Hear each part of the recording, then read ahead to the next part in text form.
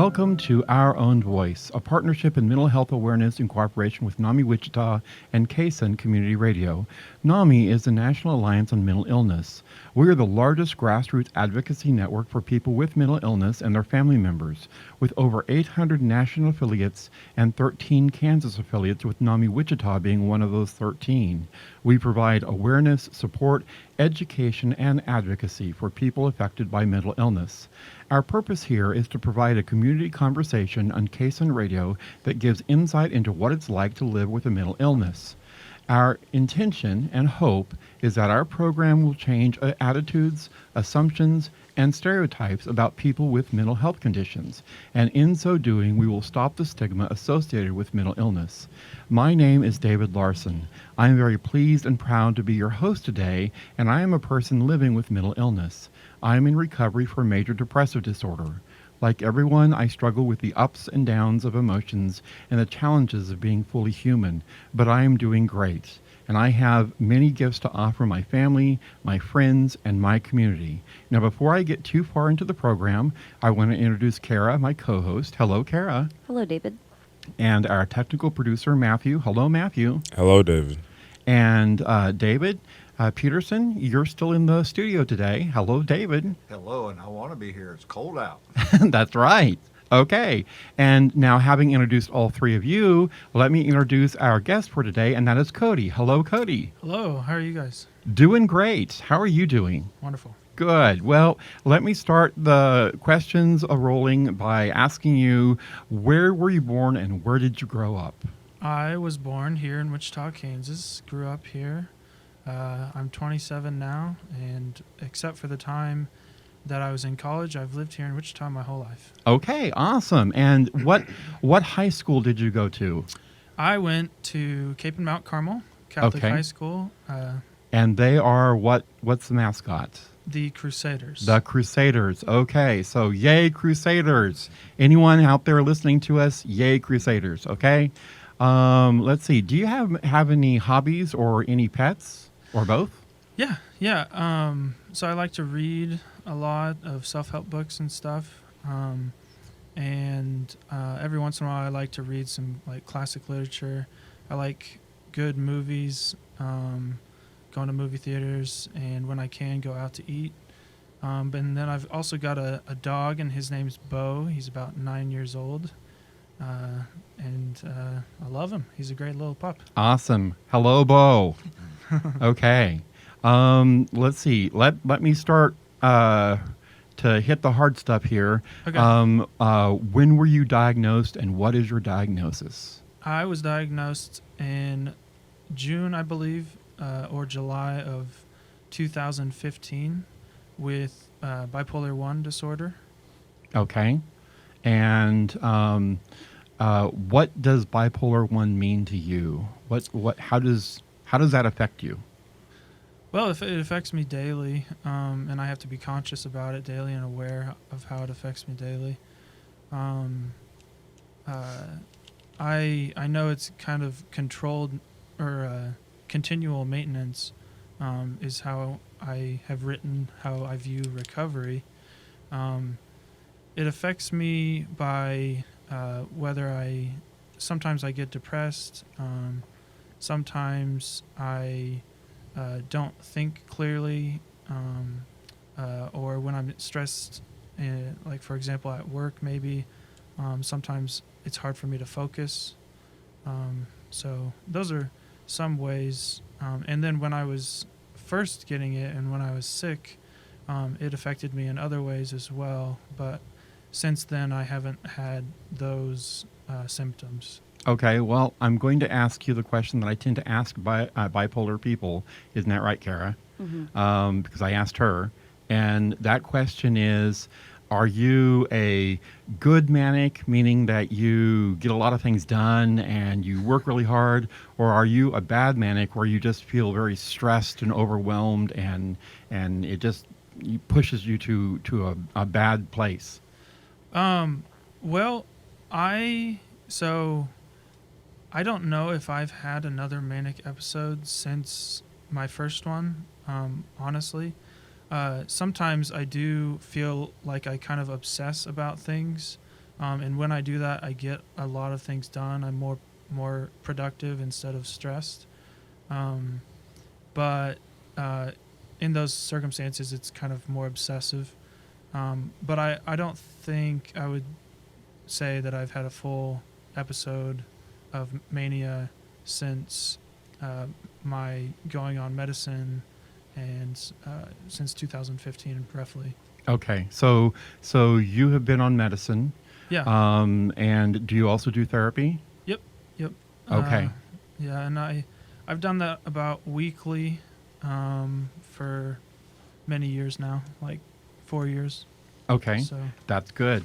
And I know for me, being on medicine and therapy both are excellent. So, well, I've just gotten the sign that I need to bring it to a close. So this is the end of our first segment. This is Our Own Voice on KSN Community Radio. We are going to take a quick break, and we'll be right back with Cody.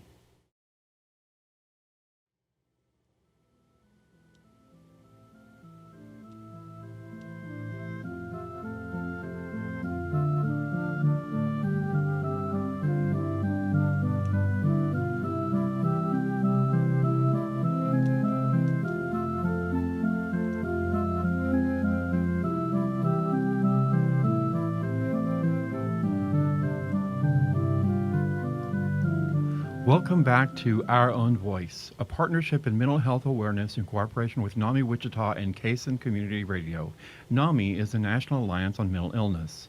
Our Own Voice is intended to humanize the misunderstood, highly stigmatized topic of mental illness by showing that it's possible and common to live well with a mental health condition.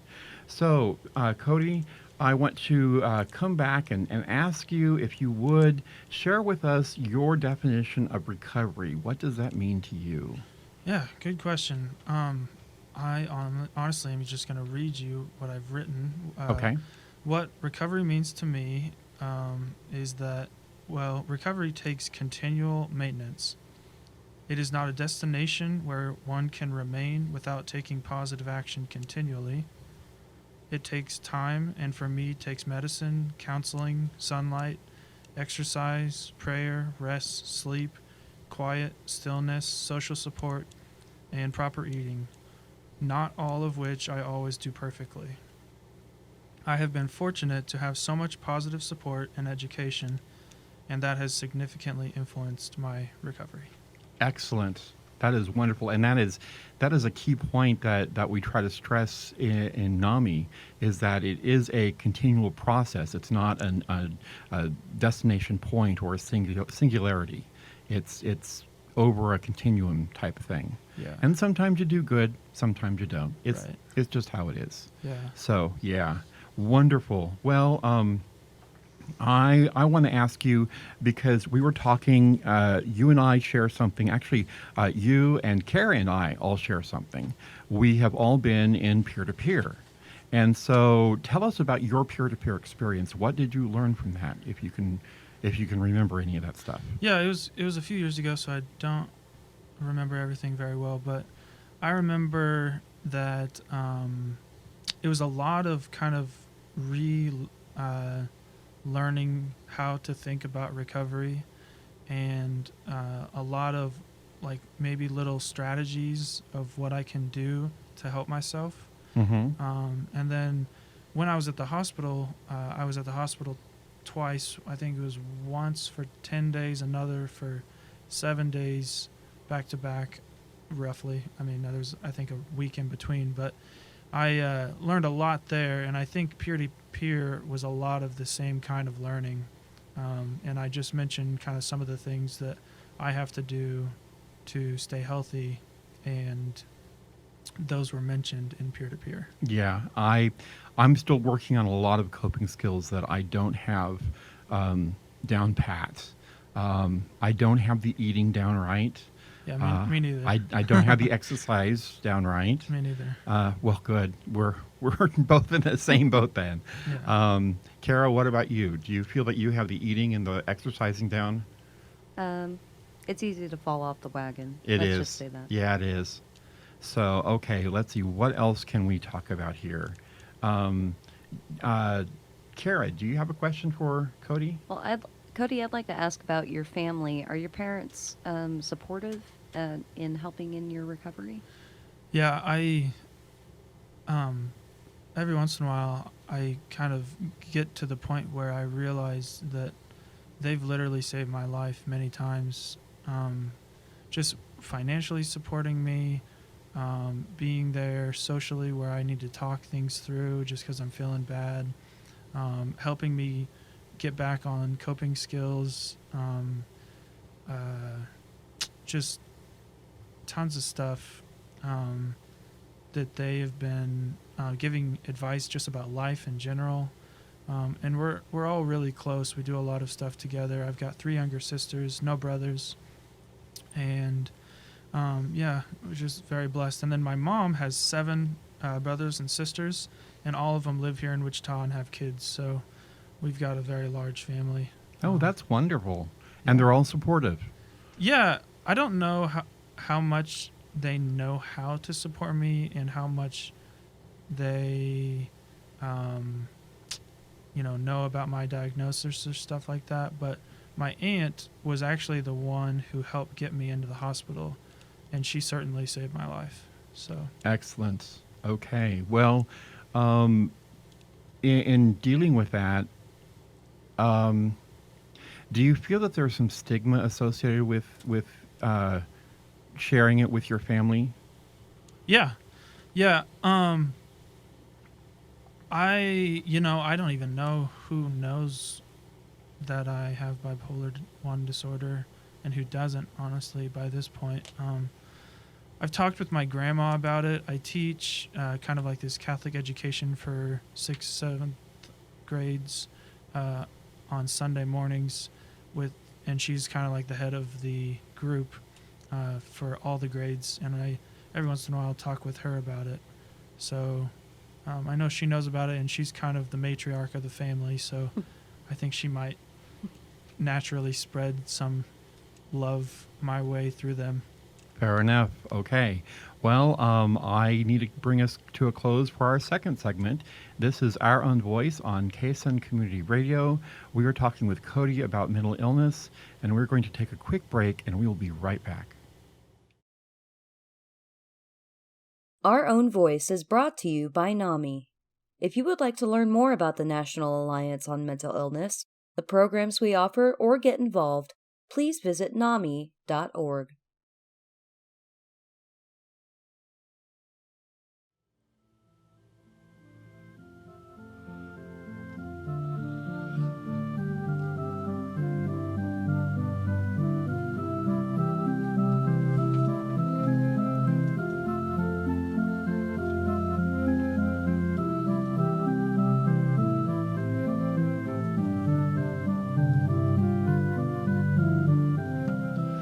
Welcome back to Our Own Voice, a partnership in mental health awareness in cooperation with NAMI Wichita and KSN Community Radio. NAMI is the National Alliance on Mental Illness. Now, during the break, David, you mentioned that you had a question for Cody, and so I'd like to go ahead and shoot over to you and have you share with us what you want to ask him.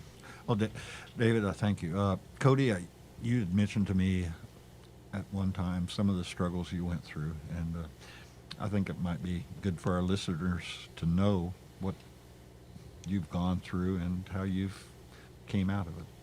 Yeah, I would love to talk about it.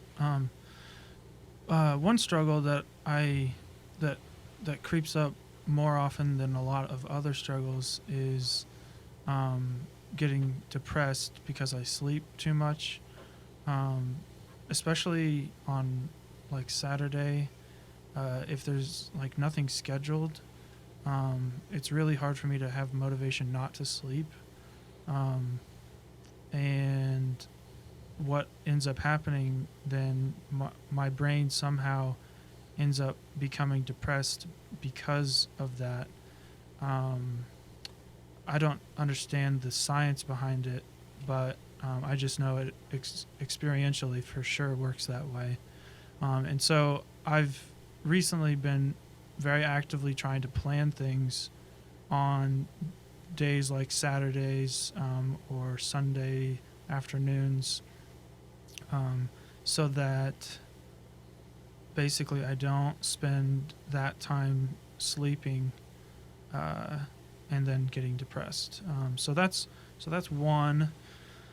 Sometimes I also struggle.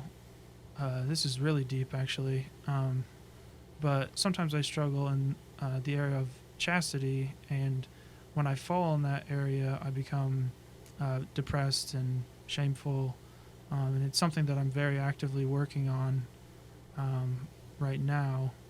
Uh, so I feel really good about that, really proud of myself, and how that is uh, giving me a lot less shame. There's this book called Out of the Shadows by Patrick Carnes, I believe his name is, and it I feel like just really helps describe how I feel about myself coming out of the shadows into the light, where it's I don't have to live as much of a Jekyll and Hyde like life, and it's more of a just one person life. Um, so those are some of the significant struggles that I have, and I think my uh, mental illness contributes significantly to both of them. Yeah, fair enough. So Okay. Well, Matthew, I know that you had a question. And so what was your question that you wanted to give to Cody? Certainly. Before I asked that question, I just wanted to say that as far as um like the connection between you being depressed and you going to sleep, I can actually kind of relate to that, and I can see why you would feel that way, because I feel that way sometimes too. Like whenever I have nothing on the list or nothing on my planner to do, I'll lay in bed, and in a way, like sometimes you kind of feel bad that you're laying in bed because you feel like you need to be doing something. You feel like you need to be getting up and doing something, but at the same time, us as people, we have to, as much as we want to work hard and get to that next level in life or whatever we want to do, we also have to take time to sit back, relax, sleep, and so it's kind of that balance between work and rest. And so like sometimes whenever you lay in bed, you kind of have to tell yourself like, no, I deserve this, I deserve sleep, I deserve rest, because if you don't, then it'll really like eat you up on the inside and make you feel like you don't deserve it, even though you're working crazy hours during the week or whatever you're doing. So yeah, just make sure that for you, Cody, and for whoever's listening, just make sure to tell yourself that you're doing the right thing, because we all need rest, no matter Yeah. how busy or not as busy anybody is. Rest is really essential to mental health. And as far as my question, I was gonna ask, what are some foods that you would recommend in order to better um, the mental illness, or even yours specifically? Like, what are some foods that you would recommend? Well, I'm no professional cook or anything, but and I also don't know the science for sure behind the helpfulness of what foods with mental illness, or particularly with my diagnosis of bipolar 1. But Hmm. I was vegan for 8 weeks, and so I ate a lot of foods that had a lot of water content in them, so fruits, vegetables, and I had a lot of foods that were not as processed. So I think those foods more naturally would be better and healthier for a person with a mental illness. Okay, I'm going to have to pull us to a close here for our third segment. This is Our Own Voice on KSN Community Radio. We are talking with Cody, and we are going to take a quick break and be right back.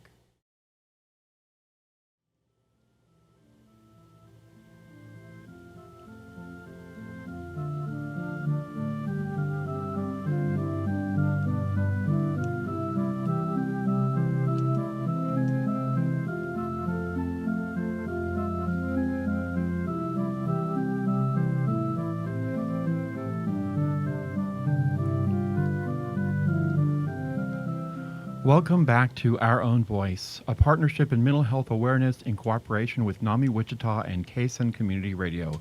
NAMI is the National Alliance on Mental Illness.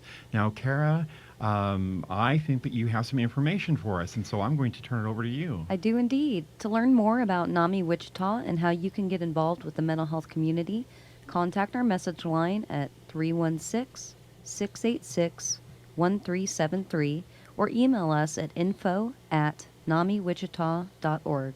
That's NAMI Wichita.org. Leave a message and someone will get back to you as soon as possible.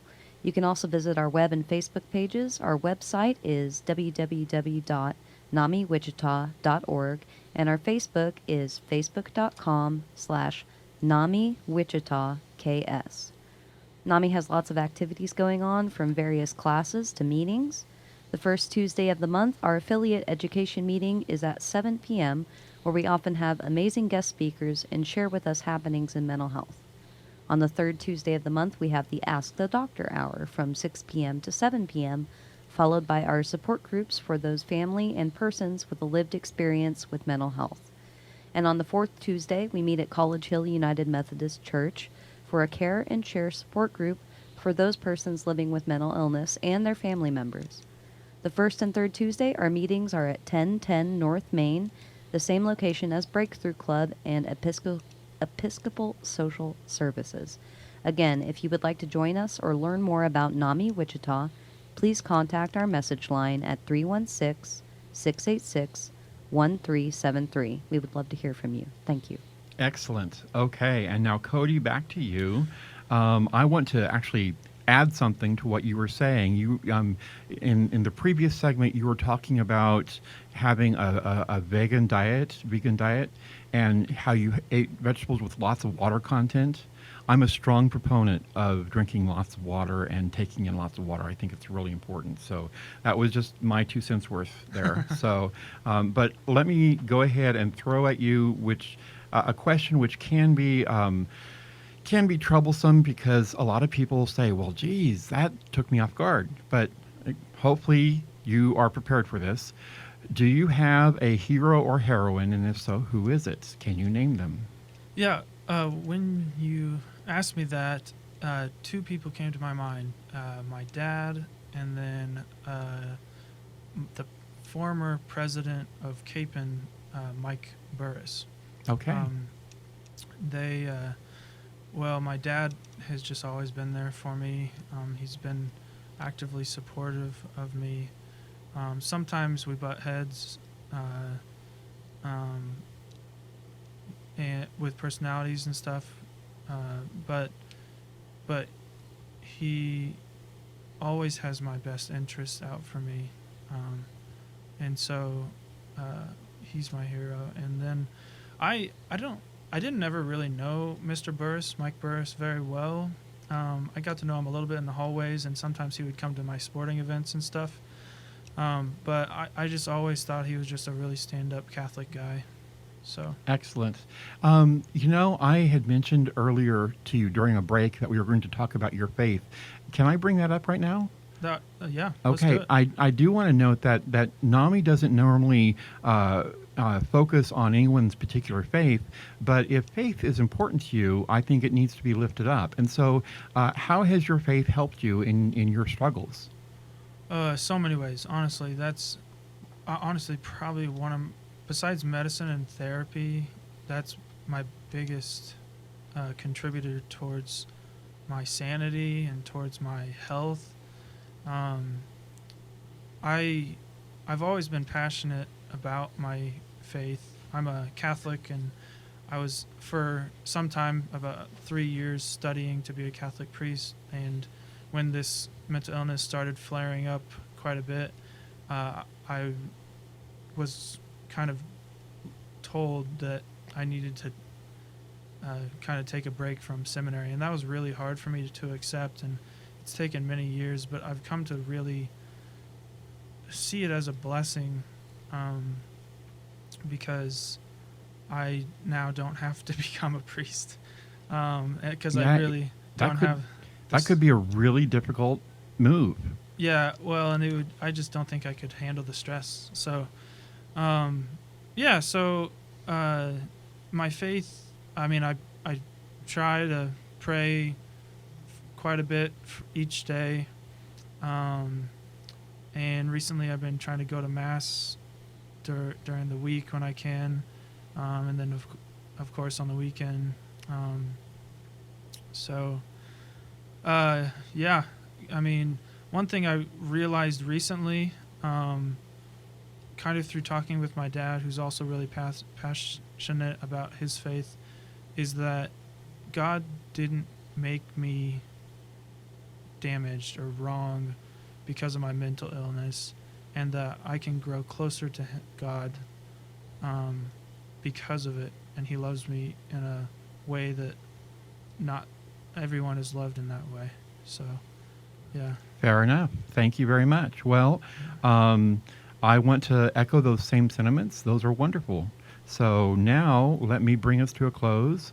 Thank you for joining us for Our Own Voice on KSUN Community Radio. Thank you to Cody for talking with us about mental health issues. And join us for our next Our Own Voice program.